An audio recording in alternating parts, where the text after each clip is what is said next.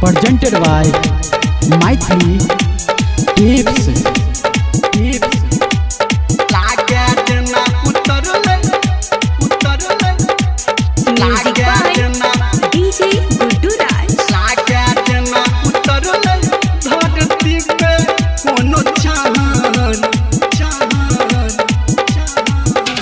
ओढ़नी के रंग पियर तै पे सूट लाल लाल, गजरा होट लाल तै पे गोरे गोरे गाल रे। ओढ़नी के रंग पियर तै पे सूट लाल लाल, गजरा होट लाल तै पे गोरे गोरे गाल। बॉडी फूड सत से बनल कई भगवान, लागे जना उतरल धरती पे कोनो चाँद। जादू चला रहल छै ओत के मुस्कान, हाँ लागे जना उतरल धरती पे कोनो चाँद। जादू चला रहल छै ओत के मुस्कान, लागे जना उतरल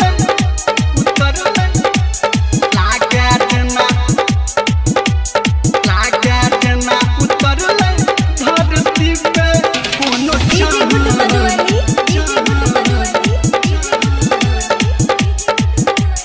जादू चला रहल छै। अभी आप सुन रहे हैं धर्मेंद्र निर्मलिया को। जादू चला रहल छै ओत के मुस्कान।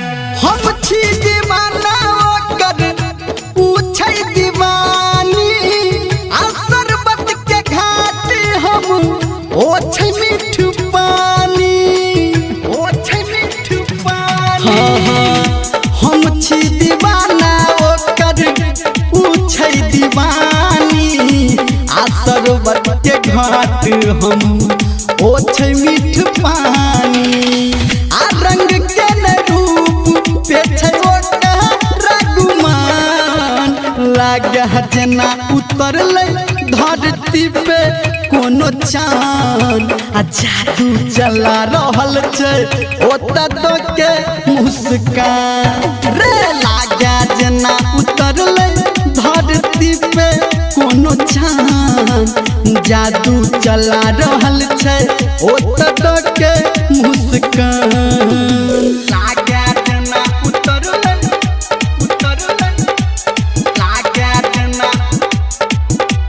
लागे जना उतरल धरती पे कोनो चाँद।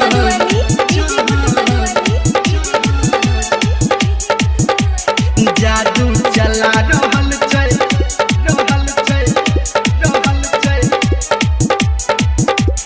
जादू चला रहल छै ओत के मुस्कान। भ गेलै मोहब्बत हमरा ओही हसीना से, भेलै मुलाकात बस 2-3 महीना से, 2-3 महीना से रे।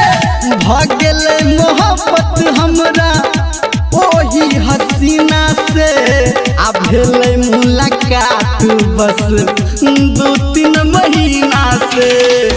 कहै धर्मेंद्र हम बनेबै ओकर जान, लागे जना उतरल धरती पे कोनो चाँद।